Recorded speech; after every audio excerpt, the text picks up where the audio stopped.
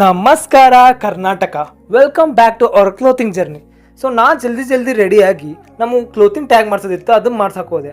ಫಟಾಫಟ್ ಎಲ್ಲ clothing tag ಮುಗಿಸ್ಕೊಂಡು VRLದಾಗ ಒಂದು ಆರ್ಡರ್ ಬಂದೈತೆ ನಾನು ಚೆಕ್ ಮಾಡಕ್ಕೆ ಹೋದ್ವಿ.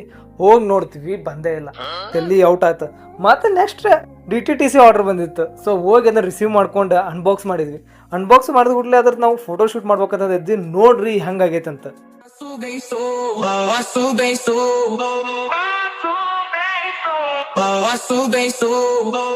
Nós festa do fim de semana.